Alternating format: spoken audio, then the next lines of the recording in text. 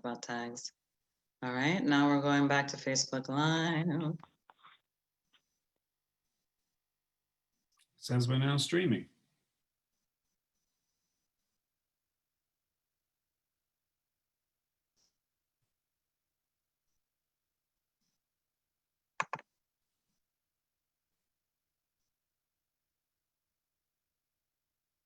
Welcome.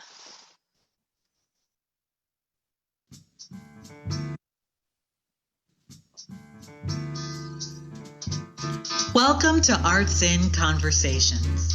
Our guest today is Michael Francis, music director of the Florida Orchestra.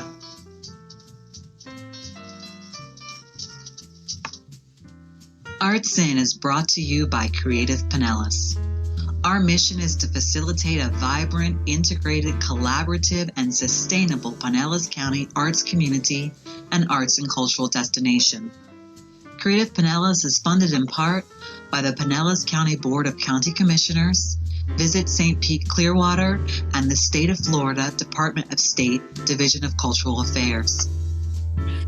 Michael Francis has quickly established himself as one of the leading international conductors of today, coming into prominence in January 2007 after stepping in for Valery Gergiev and John Adams with the London Symphony Orchestra.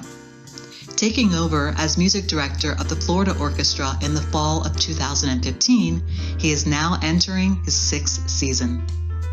His role in building a wide variety of transformative community initiatives has significantly grown the organization. Educational outreach with young musicians is of utmost priority for Francis.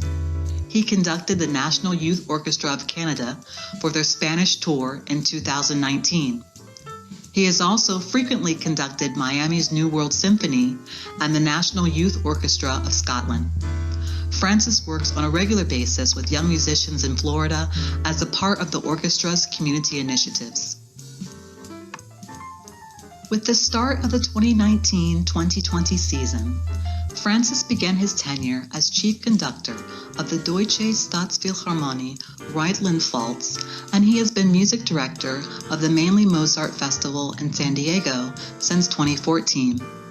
Francis's discography includes the Rachmaninoff piano concertos with Valentina Litzitha and the London Symphony Orchestra, and Wolfgang Riem's Lichtenspiel with Anne-Sophie Mutter and the New York Philharmonic. Francis has collaborated with notable soloists such as Lang Lang, Itzhak Perlman, Christian Tetzlaff, Nicola Benedini, Sting, Rufus Wainwright, and many others. He is a former double bass player in the London Symphony Orchestra and has worked all over the United States and in Canada, as well as with several orchestras in Europe and Asia. Welcome, Maestro. Thank you very much, Leah. Pleasure to be here. Thank you. On the behalf of Creative Pinellas and the entire staff, we are so thankful for you to join us today. My pleasure. I'm here in quarantine in Florida, so what else am I going to do? I'm happy to be here.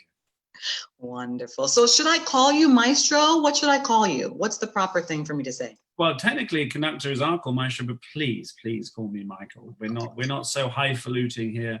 But yes, that is the title. It's one of the only times you write M.O., not M.R. from Mr.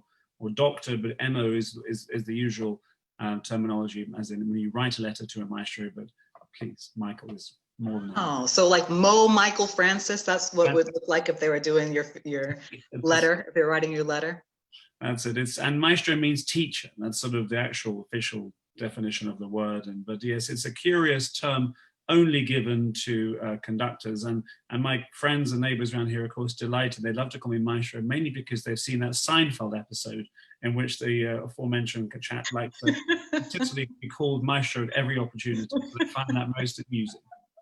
I love that. We should have a clip of that Seinfeld episode come in so people understand the reference of it. I love it. Well, thank you for letting me call you Michael. Again, we're happy to have you here. Pleasure. I wanted to take a moment and show a video that the Symphony did to thank their audiences.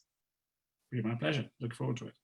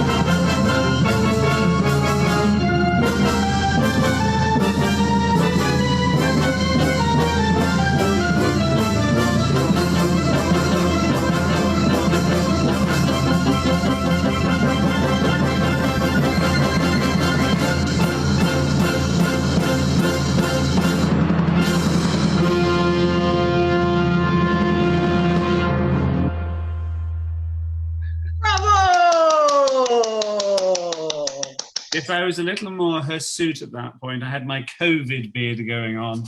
But you may have noticed it was a little disjointed as we streamed through Zoom. If so people want to watch it properly without it kind of being a little jaggedy in the images, although the sound sounded very good, do go to TFO at Home on the Florida Orchestra website. You can see that and a plethora of videos that we have done during this lockdown period.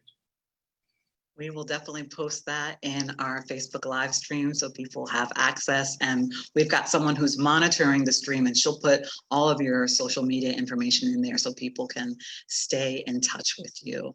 That was so touching. Now, did that make you want to get up and start conducting as you hear it? Is it something where when you hear classical music, it just makes you kind of get more prone in your body and bring out? It's a curious mixture, isn't it? When you sort of spend your life on something, I mean, I've been involved in this now for over 30 years, you're just constantly in it. There is a price to pay for being a musician, and the price is that you're never really able to fully listen in the same way as someone who's not a musician. Your ears are always that critically inclined. So, I mean, interestingly, with that in mind, I tend to relax listening to music of different genres, jazz, which I have very little expertise in, although I love it, or I listen to Irish music, or often I'll listen to chamber music, things that I would not conduct. When I'm conducting, my ears automatically start to hear other things, because of course that refinement comes at a price. The price is that you get to hear a lot more. I mean, that's the beauty of it, but the cost of it is that you actually tend to listen critically. Although that one, of course, I heard many times as I was part of the making of that. But actually our assistant conductor who used to at the beginning conducting, Dan Black, he put all that together for us and did a marvelous job. Beautiful job, Dan. So how did you make the transition from musician to conductor? Tell me a little bit about kind of the mental, emotional, and maybe even physical shifts that you had to hone prior to. So I wanted to be a conductor from around the age of 11 or 12, I would say. So when I started, what happened was there was a conductor of my youth orchestra, and I went to in East Sussex in England. That's where I was educated, and I had a very strong sort of music programs, many youth orchestras. So I was in one of those, and I was a terrible backseat driver, trying to drive the orchestra from the bottom. And so the conductor, I think mildly out of exasperation, but also out of sort of genuine interest, admits with some other frustration, said that boy should be a conductor. And that sort of went in, and pretty early on I thought, well, I'd love to do it. So I wanted to join the best orchestra I could join, and that was fortunate. That was a London Symphony Orchestra, and I played with them for many years. And before that, I really studied a lot of the sort of analysis, history, and all the academics you had to do. So when my opportunity came, I had done very little conducting, really. I've done some youth orchestras, some amateur orchestras. I never studied it formally. And some conductors sort of happened to go sick or didn't turn up. And I just said, yes, I'll do it. Why not? What have I got to lose? And I just got up there and got on with it. What I do remember from one of the big jump-ins I did was how quickly I had to learn the music. I mean, I would often have a few hours to just really devour this music and get up and conduct it. There's one concert I did in Luxembourg when John Adams, I think you mentioned it on the in the introduction, he went sick at the last minute. And after that concert, I really remember my brain hurt because it was so, I had brain ache because of the concentration I wasn't used to doing. As a double bass player, I was used to it, but you sort of, becomes easier. But when you start conducting, the sheer amount of information you're dealing with at one time is quite epic. And that's what I do remember. And then regarding the physical shape, what you do notice is when you're playing an instrument is how toughened your fingers get, especially on double bass, and how your muscles work. In fact, I was just in Germany last week, and as one of the encores, I played the bass. And if you haven't played the bass for a long time, your fingers get these horrible blisters. And so I had these awful, uncomfortable blisters as I was playing, just to show that my fingers, which used to be as tough as a piece of sort of buffalo leather, and now as soft as a baby's toe, they really are pathetically weak. But as for the physical shape of conducting, you do sweat a lot, you do feel it. And there is actually quite a lot of important things you have to do in terms of how you prepare for concerts, what you eat, what you take in afterwards, all those things. But the most important thing is looking after your brain, making sure that you're fresh. Can you share a little bit with us about what your pre-concert prep is or your post-concert prep is? Is there do you dip yourself in ice afterwards? Are you always eating a certain meal afterwards, or no green M&Ms before? Tell me how you set yourself up for success. Well, first of all, no ice water. It has to be Evian. If it's not Evian, I won't do it. So what I do on a concert day is often we have a rehearsal in the morning, and there'll be the general rehearsal. Then I'll have the biggest lunch I can possibly eat. So I really fill up. And then before the concert, I'm very careful. I almost eat nothing except bananas and nuts, maybe a very small amount of yogurt, because you want your blood sugar to be stable. But if you're full, it's an awful feeling. And I remember when I was just starting conducting, I did a concert in Spain, and it was a televised concert. Beforehand, I was hungry because I didn't know all these things. So I went and had a big plate of patatas bravas, and it just sat there like a lead stomach, and I was just perspiring, looking pale and feeling awful on this televised concert. So I learned my lesson. So I'm really very careful about what I eat beforehand. And then afterwards, usually it's something involving a beer, I have to say. And the funny thing is, most conductors around the world all have the same thing. You kind of want a beer as soon as you walk off stage, partly because of its hydration, but also just that sense of just relaxation. Right. I'm done. This is the signal. I'm really done. That's fascinating. Thank you so much for sharing that, because I always wonder how all artists prep themselves and how they come kind of down after just giving so much mentally, emotionally, physically, spiritually to, in your case, the music. And actually, it's a good question, because it's something, I'm reading a book at the minute I call, where is it? Here we are. Because I'm interested in these subjects as well. Excuse my desk, I'm busy programming. But this is a book which I found interesting called Daily Rituals. And this is about the lives of what artists do and how they live and how their days go. Because like you, I'm interested in how others do it. I mean, and I think it's a real problem for performers in general. And of course, there's a litany of these disasters throughout the rock and roll world, through the classical world, of people being unable to know how to wind down. And so they try to keep the concert high, but they do it artificially through alcohol or drugs or other activities involving other people. And there's all sorts of things that can be done to actually try and keep that. But actually what we have to learn is to know how to let go, to wind down, and then how to refill and in the right way. And that does take time and experience, and it does change according to jet lag, where you are on the stage of life you're at. But these things are often not discussed. And preparation, and how to make sure, I might have to sleep on a concert day at least an hour and a half or so to really be out. Then I'm fresh, and all sorts of funny things that if you don't get it right, you really feel it in the concert. Thank you for sharing that. I'm going to switch a little bit. Can you tell us more about the initiatives surrounding the young musicians and how you introduce classical music, which is not programmed widely on TV or radio or to younger audiences? Yes, I mean, I think the first part of that, I'll go back even a stage further, is that why is it so important for young people to have that? And you think about every society we've ever seen in history, there's always a form of survival, there's a form of deity, and there's a form of music, always. And there's all sorts of other things which are also linked between them. But music is such an incredibly primal part of us. I was on a Zoom call with about 30 young people a couple of months back for another orchestra. And we were talking about different things. And I asked them, tell me your musical tastes. And I was blown away by the sheer variety of it. Because whatever we find in music is in many ways becomes a playlist of our life. It becomes part of our identity. It becomes a way that we discover our personal narrative in this world. And so I respect all forms of music.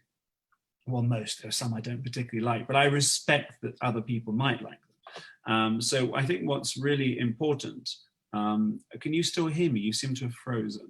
Are you still there, Lee? Danny, hello? I can hear you. You can? Okay, you seem to have frozen. I wasn't sure if I went off. If I'm frozen, you just go. You keep on going. That's fine. So I think, so music is absolutely essential for all of us. I mean, if I was to ask you for the playlist of your life and you would list for me 5 or 6 pieces immediately of things that mean so much to you, whether things you listen to at a time of grieving, a time of joy, a time of union, a time of remembrance, whatever it is, there's this incredibly powerful response to music. And someone said that, in fact, it's the second most powerful memory-inducing experience we have after smell. After that is the first, and then it's music and these things. So music is essential for all of us. It can bypass your intellect, go straight into your soul. And at its best, it combines both at the same time. And classical music is such an amazingly rich form of it because, of course, it's over 400 years, 500 years. So we have this vast amount of music from all around the world, from huge variety of style. So where we may listen to a pop song that has 2 or 3 lines going at the same time, drum, bass, and vocals, and maybe a guitar, classical music has so much more at times. So it just gives you a huge amount. What's important for me is that to introduce young people to music is not necessarily to talk about the technical aspects of it, but to talk about the connections. Talk about why Beethoven is as relevant today as he is for those young people, why he persevered, why he didn't give up despite what life gave to him, which was deafness. Can you imagine being a composer and a performer who goes deaf at the age of 30? That's the sort of, seems like the worst curse. Yet he didn't, he's kept going and he kept uniting people, kept finding ways to bring us together, whether through humanity and brotherhood in the Ninth Symphony, or whether dealing with the complexities of faith in the Missa Solemnis, or the idea of freedom for all mankind in the Fifth Symphony. These things are the same today as they were then. And music gives you this incredible power, not just to sympathize with what has happened, but because it's emotive, it helps you to empathize with what has happened. When you listen to the finale of Shostakovich's Fifth Symphony, which was written under Stalin in the Soviet Union, you don't just recognize that there were a terrible sense of social injustice and oppression. You feel that defiance in the music, you feel that rebellion, you feel that power from the music emanating through. So as a result of it, I feel very passionate about sharing music with young people because we're in a very strange time in which people are getting increasingly isolated. This was before coronavirus. Of course, that's been accelerated. So what brings us together? Well, it's the arts. The arts unifies across all the borders. And so when we give young people a chance to play an instrument, we are giving them the best chance of discovering how to listen to each other, how to understand discipline and craft, how to understand the instinctive, how to understand the practicing, how to find their place in this world.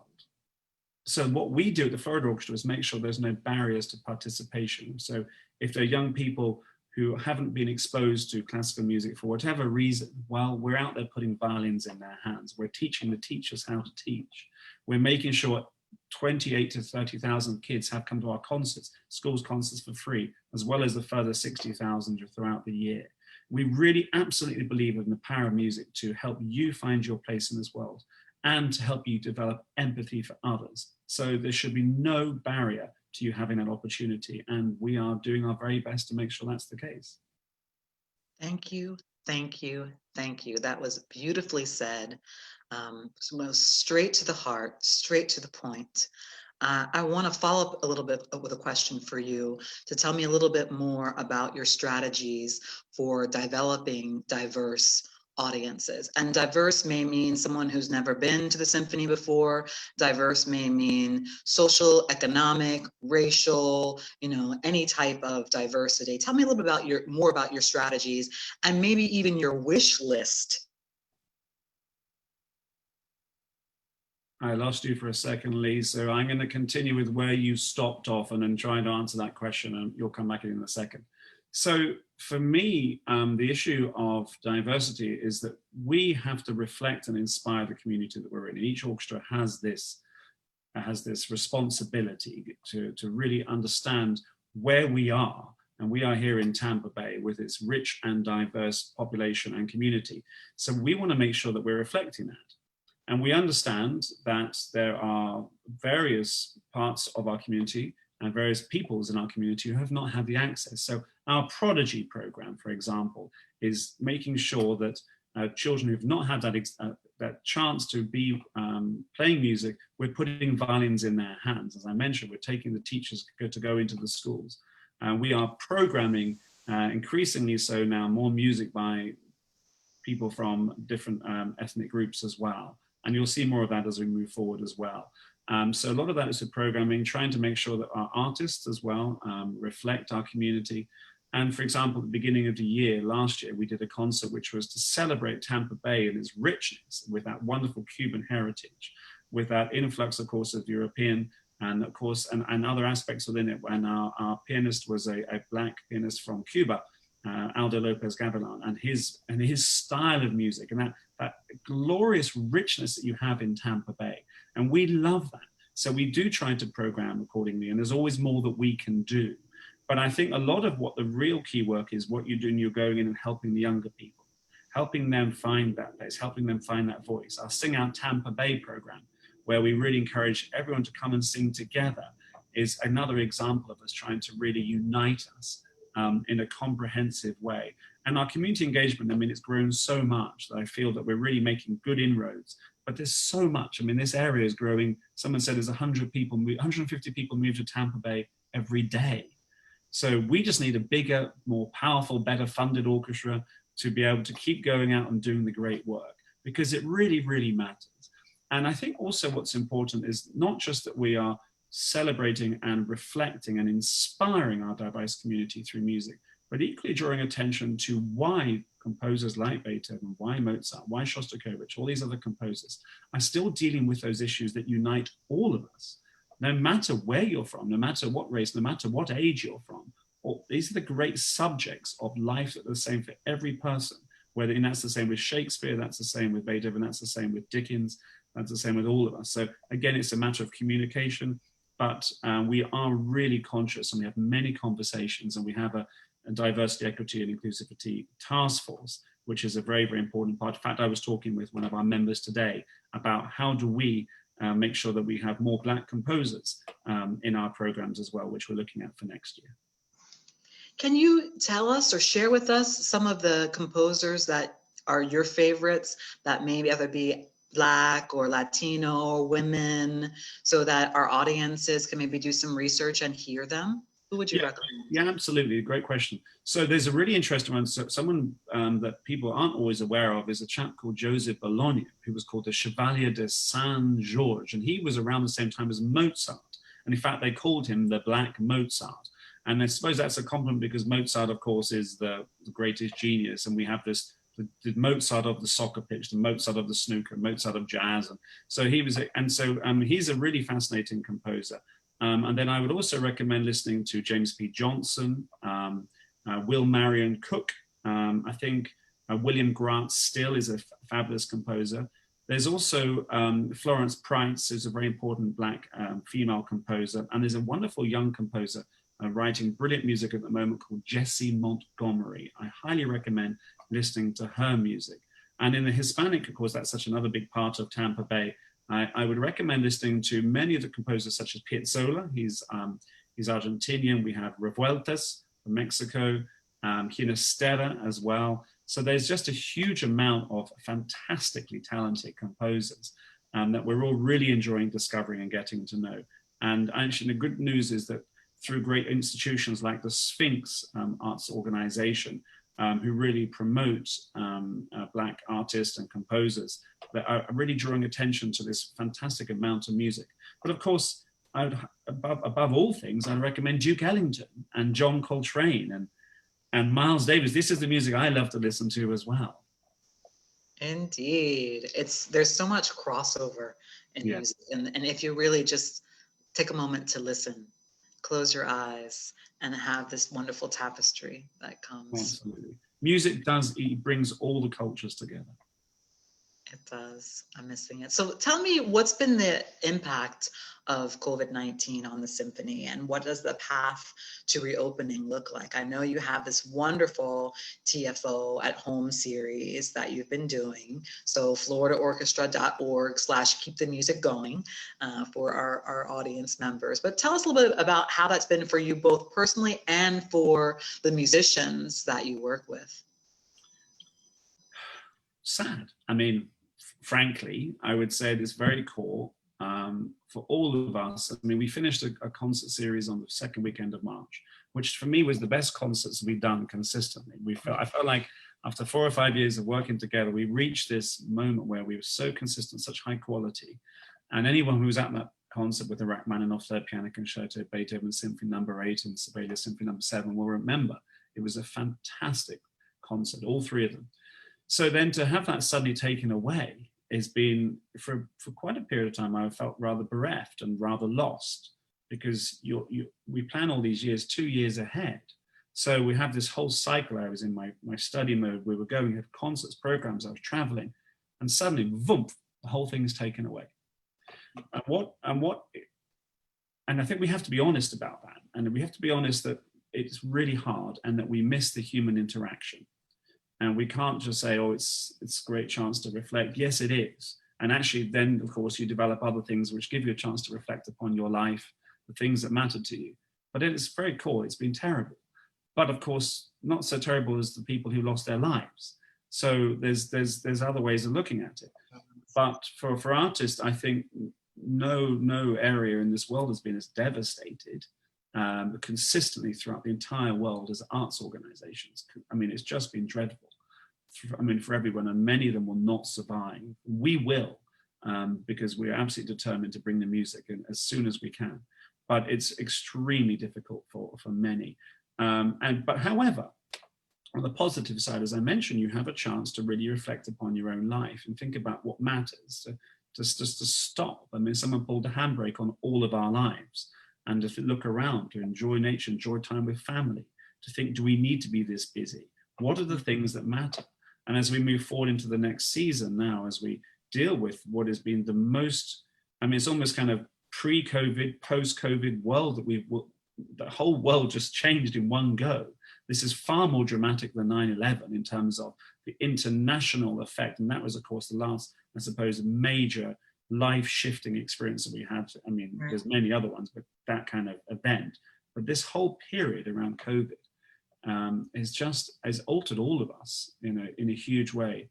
And what's been interesting is that the evidence shows that people have been listening to more classical music during this period. Daniel Ek, the CEO of Spotify, said classical music demand went up, I think, 30-40%.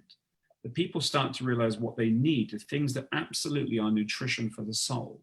And it's not just watching something you've seen before on Netflix. It's actually things that can satisfy you. It's like you can't just eat fast food, and you certainly can't feed fast food into yourself the whole time. You need something more substantial. And that's what our art form offers.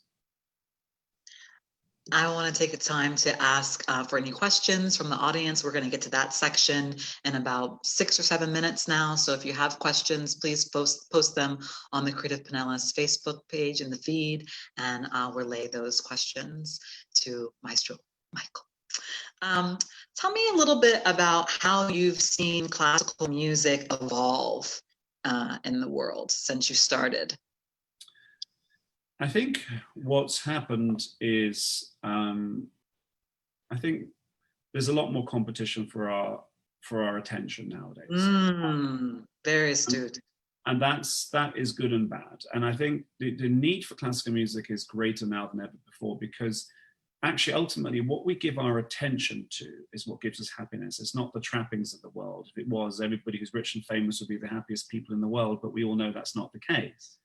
It is actually the satisfaction of what we choose to give our attention to in depth and the deep work of that matters.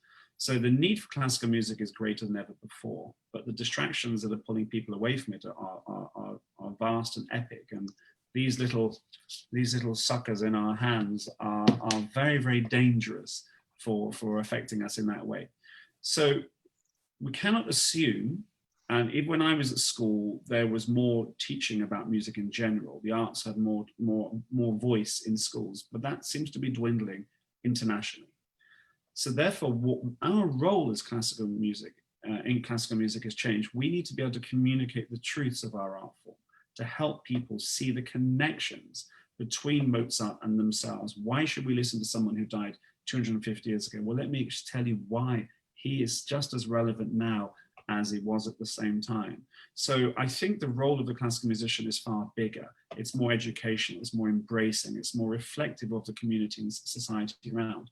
And we need not apologize for our art form, but what we need to do is draw attention to its inherent beauty. It is something that brings us together despite all the things that divide us. It is this glorious art form that just teaches us the great truths of music in the most beautiful way. And if you haven't been and seen a live concert, not just heard, but to see and watch an orchestra, then you're missing out on one of the great experiences of life. That thrilling moment when you feel an entire audience have goosebumps sweep through their body. And I can tell you when they are, we can feel it on the stage. It's a magical, powerful, magnetic, electric feeling in a live concert. And why is it so important to be live, not on a recording? Well, on a recording, you can be distracted, first and foremost. You don't have, and also the sonic experience is so different. It's so loud, it's so exciting, and it's so invigorating to be there and watch it, because you're watching risk. That's why I like live sport, why we all like live sport. You're watching violins play at the top speed. Are they going to fall off the tight wire, or are they going to keep going? And of course, my job is to push them to the very, very edge and sometimes beyond. But that incredible microscopic attention to timing is so deeply, deeply satisfying. And then all the other stuff that comes with it. But a live concert, there is nothing like it. I was just in Germany doing many concerts over the last few weeks. And what was amazing was how moved the audiences were, because you don't know what you've got until you lose it. It's a classic cliche, but it's a truism. And they were so desperate and hungry to have live music. It's like you can't teach arts very well unless you can interact with them. And that stuff is just so incredibly rewarding. How did it feel for you to travel out of the country? Felt fine. I'm actually, as far as I've been told, I'm no expert. Airplanes are quite safe because the way they circulate the air. I went and quarantined in the UK, which I stayed with my mother, and that was fine. And then traveling to Germany, everyone's very good about how they wear masks and all these different things. It felt very normal, actually. What was unusual was you do these concerts, the musicians are slightly more spread apart, and there's smaller ensembles. And then you finish these concerts, you turn around, and of course the audience is much more sparse, but you totally forget about it. And I spoke to a lot of people in the audience, what was it like? They say, well, it felt strange when you went in there, but you take off your mask, you sit down, and then immediately you're drawn into the music as if nothing else exists. And for us, it was exactly the same on stage. So it really felt rather defiant and wonderful. So nothing can stop that glorious power of live music. Wonderful. I'm so glad to hear that. I can't wait for it to come back. So we've got some questions from the audience that I want to shift to. So Dorothy Johnson asked, how do you decide what specific pieces go into each program? What kind of collaboration goes on in that process? Well, as music, my role is to really be in charge of those things, such as the pieces and the programming, and that's what I'm doing right now at the moment. But of course, it's a lot of conversation. It depends. We typically bring main pieces back once every 3 years. So there's a natural cycle. There's orchestration. So what pieces are using which members of the orchestra? Which pieces do I want to really grow the orchestra with and work with them, especially things they know very well. And also for the audience, bringing new things, different soloists, as we mentioned already about reflecting diversity. So there's a sort of this incredibly complicated series of little mechanisms and jigsaw puzzles that we put together. And I have a great team around me as well. My CEO, Mark Cantrell, we work together. He's a former musician. Ed Parsons, the artistic director, and the musicians and our concert master. So there's a lot of conversations.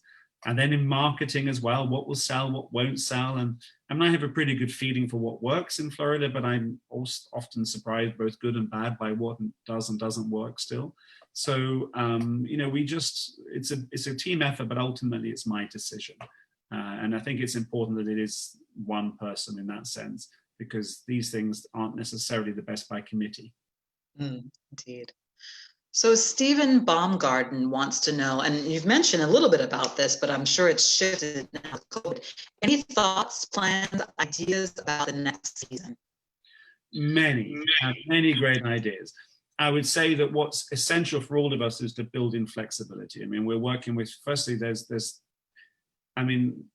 Joseph Haydn, the great composer, said that when he was in his 30 years at the Esterhazy court, he said, I had no choice but to become original, because he had to compose for the same person the whole time. Sometimes structure and strictures and the limitations create more creativity. And so we have this situation where the musicians, how many can we have on stage with 6 foot distancing, winds and brass a little bit more. We have the audience things. So we have a lot of these limitations, which is allowing us to look at new repertoire that we would do. We can't do the big Mahler and Tchaikovsky symphonies, but there's lots of other incredible pieces that we haven't done. So I would say watch and enjoy. The announcements will come out probably in about a month's time or so. But of course, it depends on the halls, how they're doing. There's so many moving parts. It is both mildly terrifying and tremendously exciting. I'm pretty sure we will bring music. You will be delighted and enthralled, and I look forward to seeing you there. Can you tell us about a song or a conductor that really moves you, and why? For those ones, I think it's that sense of music being a memory, a stimulating memory. And I listen back, I think back to the pieces I heard when I was young. One of my hobbies was going to collect records in the local charity shops. So go along with 50 pence or a pound and buy all these records and take them home. I was quite a nerdy kid. And then listening to pieces like the Passacaglia in C minor by Johann Sebastian Bach for the first time, and just this whole world of this cathedral of music coming in was absolutely spellbinding. I remember the first time I heard a reel by the Bothy Band, is a great Irish band, just took me straight back to my childhood, also in going to Ireland every summer. A great conductor I love is Carlos Kleiber, and he never did that many pieces, but what he did had such ferocious life and energy and drama. So if you get a chance to watch him, Carlos Kleiber, Kleiber, on YouTube, like the Beethoven 7 recording, watch that effervescent joy that he brings to it, and you realize the power of conducting to inspire musicians when it's done at its very best, like he did.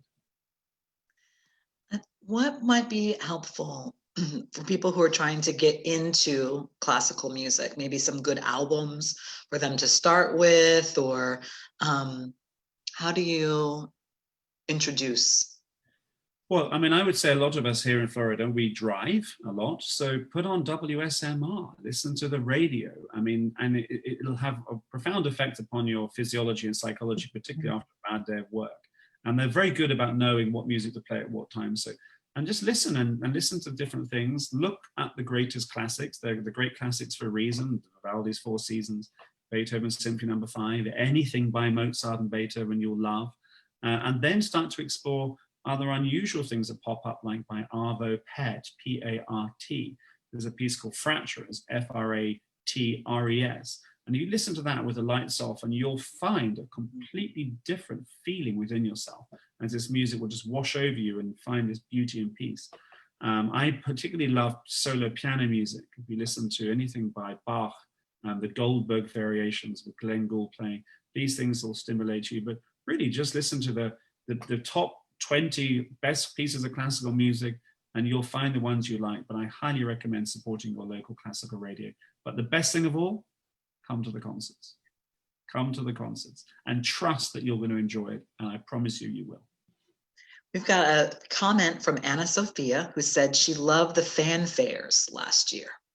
What are Fanfares? So that was a project that we did in which we commissioned lots of composers who were from Florida or working in Florida to write pieces of music to celebrate the orchestra's 50th anniversary, and then also to celebrate Beethoven's 250th anniversary. So we believe that music shouldn't just be a mausoleum where you just perform music by dead composers, but equally you should make sure it's a living art form that, like, you support and enjoy the talents that are around today.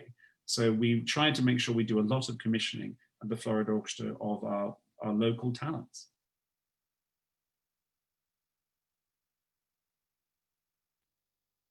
If you're there, Lee, I've lost you. All right. It's Danny Older here from Creative Pinellas. While we're getting Lee back, I had just a couple more questions myself. I stole a couple of Lee's that I was especially interested in. Sorry to intrude on you here, Lee. No, something please, I wanted to ask is, partnership. You mentioned that you played the double bass originally. Do you still find time to actually play that from time to time, or do you focus mostly on conducting these days? Well, as I mentioned, I played the last couple of weeks. I played an encore with a few of the players, and it was really enjoyable to play again, although my fingers were screaming in pain because, as I mentioned, they were very soft. I don't play anymore. I wish I was a really tremendous pianist. I think they have the easiest time during lockdown of all, because they can just continue to play whatever they like and have all that harmony.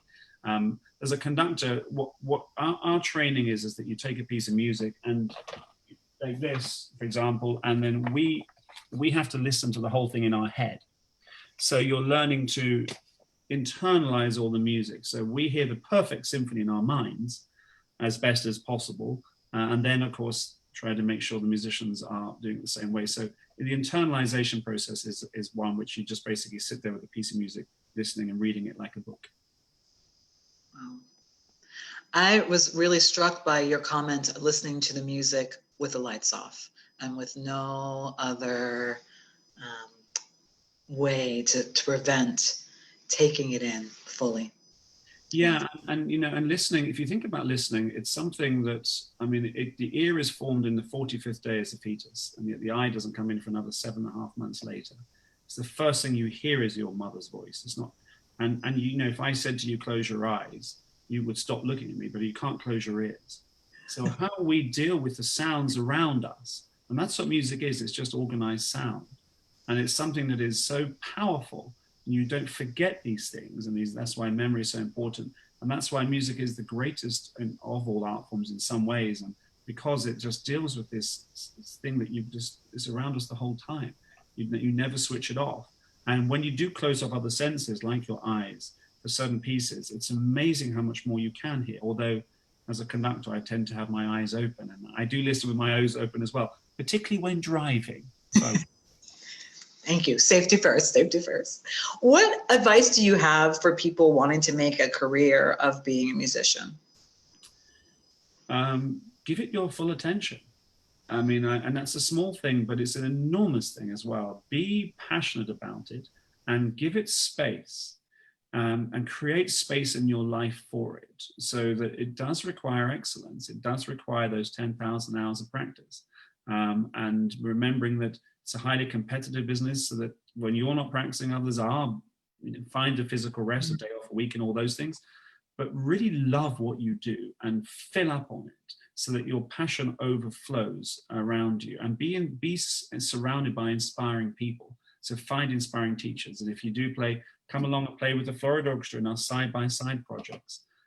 Be part of our community engagement. Be part of the Pinellas Youth Symphony.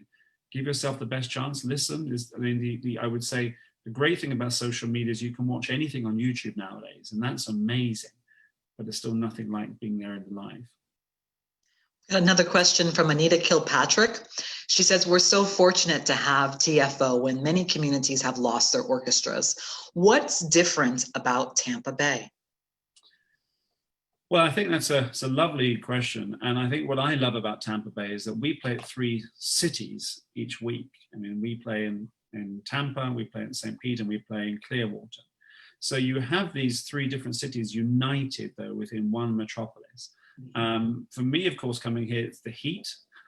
As you can tell from my pasty white skin, I haven't quite been able to fully spend a life outside. But I love the area tremendously. I love the people. And what's amazing is how this whole community is absorbed by the arts. And here, your wonderful program here, Lee, is a perfect example of that. You walk around Pinellas or anywhere and you speak to Jane Custer about Hillsborough and about Tampa, is this passion to understand the arts and how important they are. Do you know, there's a statistic in 2015 that the arts brought in $760 billion to the United States, which is more than agriculture, warehousing, and transportation combined. Combined, yes. That is the arts. It is an enormous cultural and economic driver. And I think this community has really absorbed it. So what we're noticing as our audiences are growing up, we're reaching more people. We're not in, and a lot of orchestras are struggling, but we're not. We're going the opposite way. We're swimming upstream, and very proud of that. Me too. I'm so thankful to live here. All right. So what have been some of your smartest or dumbest decisions or business practices that you've made during your career? Let's spill a little tea for us, Michael. I would say generally the dumb ones are when I've taken on too much, or I had the arrogance and conceit to believe that I could learn a piece of music quicker than I actually could. Because when you start, you don't know what you don't know. And so you think, well, that's okay. I played it once. I'll be able to conduct it. And even though I always worked hard, there were times when I felt certainly that I was out of my depth. And then there's also been times when in concerts I've made a decision. I was thinking about one time it was a pretty big orchestra where the whole thing stopped. It stopped. What? Agonizing. Actually, it wasn't really entirely my fault, but it did. And as a conductor, you have to sort of say, "Oh, mea culpa, it's my fault. You're fine." Afterwards, you're going, "It wasn't my fault." Anyway, that's kind of what happens. So that's the worst feeling of all time when that happens. And fortunately, it's like a hen's tooth. It's particularly rare. But then I would say the smart decisions, of course, the smartest one of all is getting married well.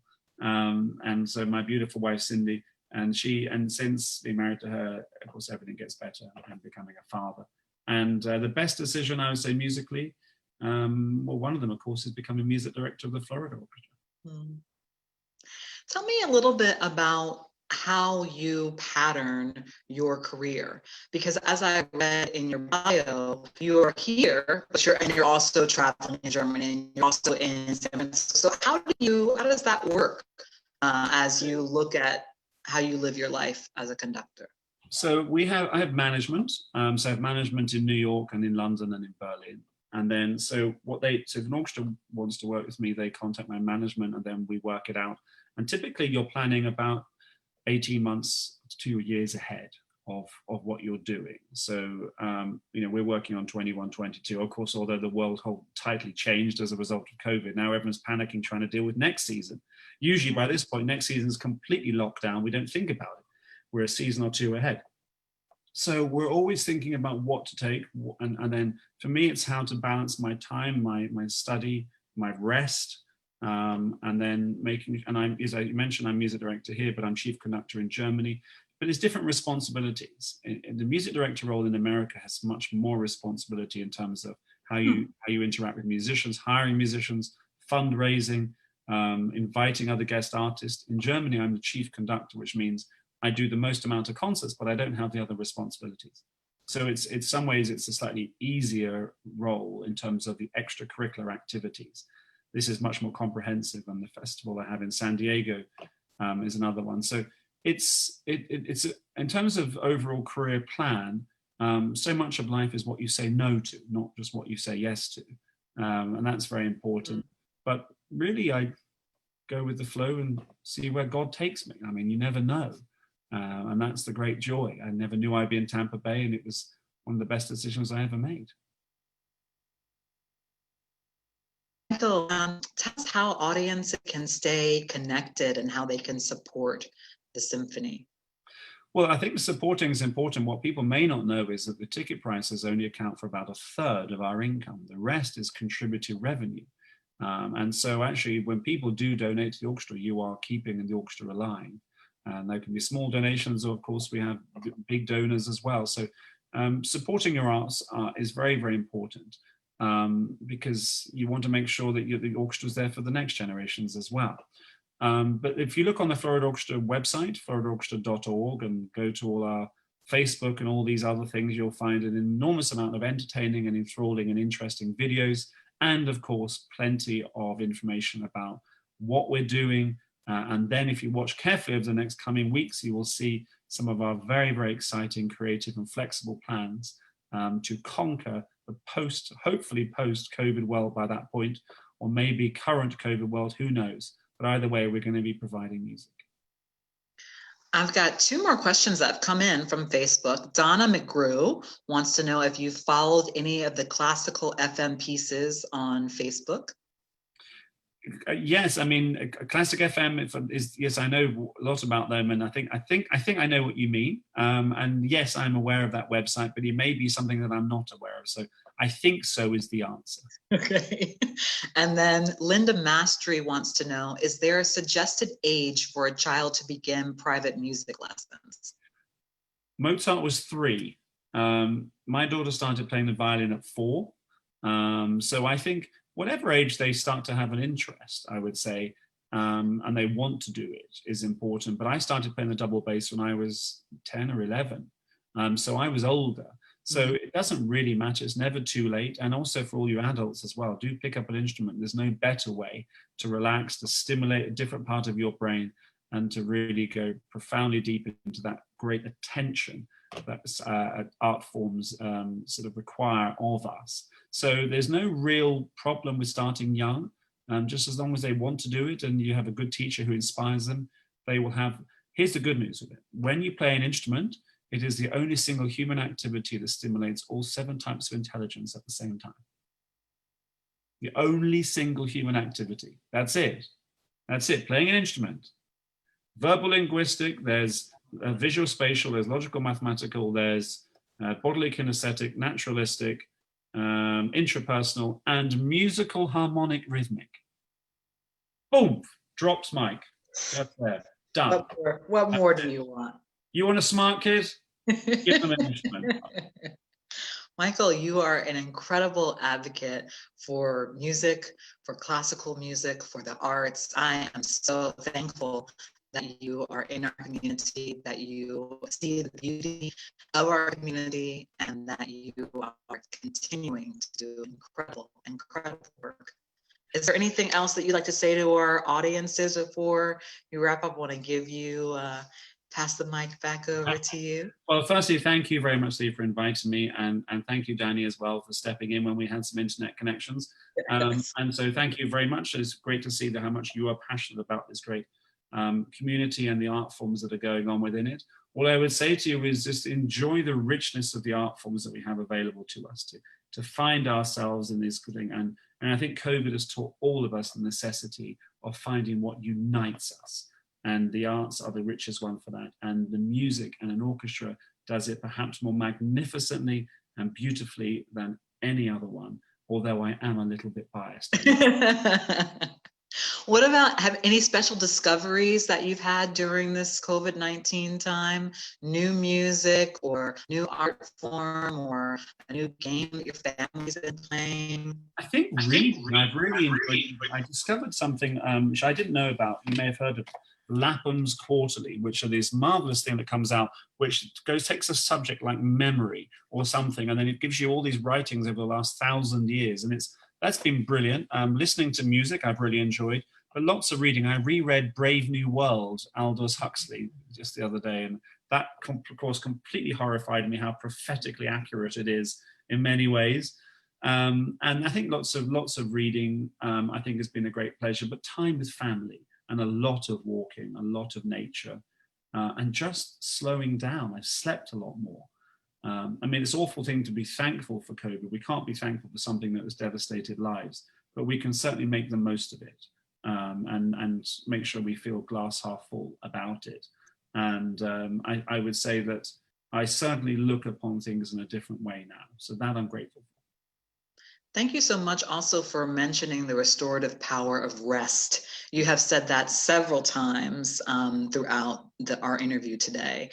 And I feel like that both for artists and art lovers, for people to continue to be healthy, that rest is so key. And we have a tendency in our society to feel like resting is lazy or resting is a waste of time. So when I hear you continue to mention your sleep, to mention your rest, that really resonates with me. Yeah, I mean, Abraham Lincoln said, if someone gave me 6 hours to cut down a tree, I would spend 4 hours sharpening my axe. When we rest, we sharpen our axe. And I think this is one of the greatest lies of modern society, is that this continual need, you're only good if you're constantly working hard. This is not true. You've got to give yourself space. We got one more question from R.L. Campbell. He wants to know, are there opportunities to volunteer with the orchestra once the COVID is over? Oh, yes, there are. And we would love to have you. Absolutely. And if you contact some people on our website, and they will be able to help you. Kelly Smith it would be a great person to contact. You can find her details. I think it's ksmith@floridaorchestra.org. But absolutely, we would love to have you involved. Thank you very, very much. There's always a great deal for people to be involved with. Thank you very much, R.L. Campbell. Thank you so much, Michael, for your time, for this beautifully inspiring and communal conversation. My great. We look forward to seeing you in person and hearing in person as soon as possible. Thank you very much. Take care, everybody, and see you soon. Yes. Thank you, everyone, for watching today, Arts in Conversations. Tune in on Thursday for our next conversation with 2019 Creative Pinellas Artist Laureate Akiko Katani. Akiko is going to be doing a new series called Friend with a Friend. So check in with that. And Danny, please roll end screen. Thanks for watching Arts in Conversations. For more information on Arts in and all the programming and resources from Creative Pinellas, visit creativepinellas.org.